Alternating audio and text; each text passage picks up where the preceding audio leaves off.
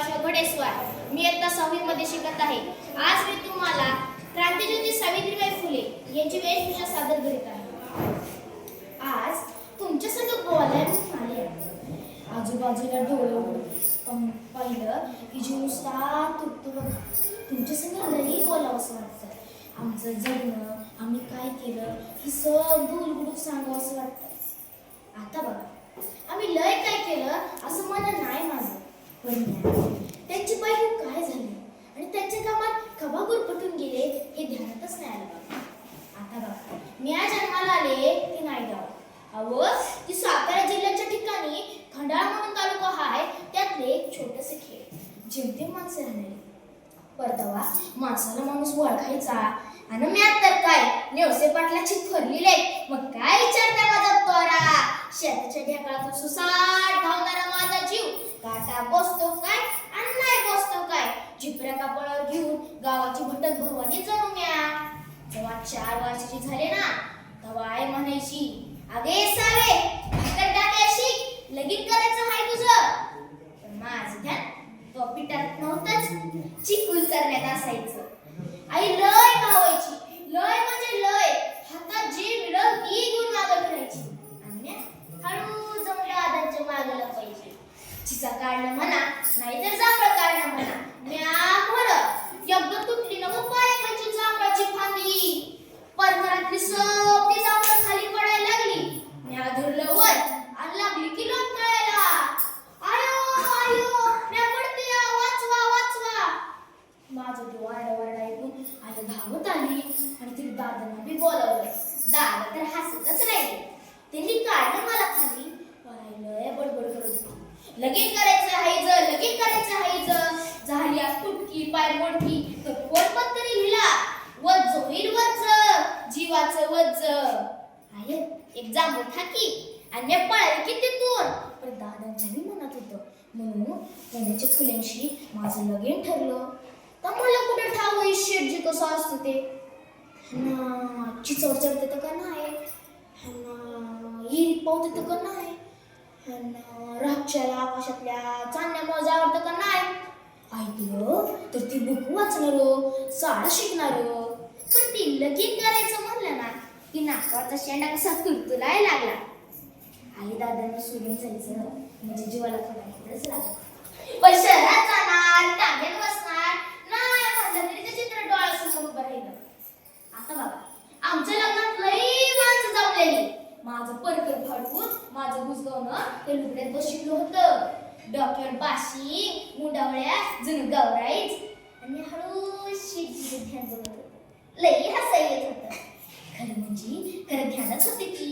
आणि हसता हसता लुगड्यात शिरला की किडा आणि चावला की कचकन. म्या ओरडले, आयो आयो किडा चावला आयो. माझं तो आरडाओरडा ऐकून आई आली आणि म्हणाली, अगं सावी काय चाललंय आरडाओरडा. सासरच्या माणसासमोर दगड नको सांगचा. आयो तू चल ना, किडा लय चावतोय, चल ना. आमचं नाचणं ओरडणं सुरूच होतं. ते ऐकून शिज्जे आले आणि आईला म्हणाले, अहो मुलगीच म्हणून काय झालं, किडा तिला पण चावतोस ना. जा तुम्ही आज जा आणि बघा काय झालंय ते. लुगडं माग म्या मुर, लुगडं माग म्या मुर. किडा काढला. पण ते शिजीच्या बोलण्याने मन कसं फुललं बघा. माझं ते पती परमेश्वर. अवघ्या वयाच्या 9व्या वर्षी ज्योतिराव फुले या माणसासंग माझे लगीन झाले. आणि हळूहळू मला कळायला लागलं की ज्या माणसासंग माझे लगीन झाले ना, तर जो साधूसुद्धा माणूस नाही तर या जगाला उजेड देणारा एक क्रांतिसूरच आहे. तो बायकांनी उमरावण्याची पद्धत नव्हती. आपण बरं, आपलं घर बरं आणि आपल्या घरातील माणसं. स्त्री पुरुष उच्च नीच असा लई भेदभाव होता. पण त्यावर एकच उपाय होता, ते म्हणजे शिक्षण. शिक्षणाचं एकच फूल ज्योतिरावच्या मनात होतं. एकदा ती शिक्षणाचा प्रसार करत असताना खरात नावाच्या ब्रिटिश मॅडम त्यांना म्हणाल्या, मिस्टर फुले तुम्हाला शिक्षणाचा प्रसार करायचा आहे ना, so educated women first, because if a woman educated then house full educated. पण तुम्ही माणसं वुमनला घराच्या बाहेर पडू देत नाहीत. So bad mister Phule. झालं आली की ती माझ्याकडे पाटी पेन्सिल घेऊन घरी आणि मला म्हणायला लागले, सावित्री आजपासून तुझा अभ्यास सुरू. मग झाला. काना, मात्रा, वेलांटी, उकार, बे बे बे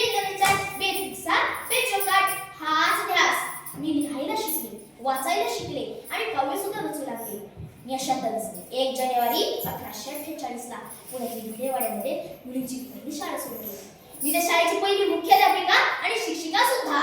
शेळपटासारखा जगला तर काम तमाम होईल आणि जर वाघासारखा जगला तर नाव होईल. पण लोकांची मात्र धर्म बुडाला म्हणून बोलणे विसरूच होते. अहो, एखाद्या सर्वसामान्य माणसाने शिक्षण घेतले तर कोणता धर्म बुडतो हो? इतका खतरा असू शकतो का धर्म? धर्मासाठी माणूस किंवा माणसासाठी धर्म? अहो, शाळेत जाताना चिखल फेकला मी सहन केलं, शेण मारलं सहन केलं, थुंकलं तरी सहन केलं. आता माझ्या सहनशीलतेचा अंत झाला होता. नाचतो एक धटिंगर माझ्यासमोर उभा राहतो आणि म्हणतो, ए टवळे, कुठे निघालीस? आधी आमच्या पोरी बाळांना शिकवणं बंद कर.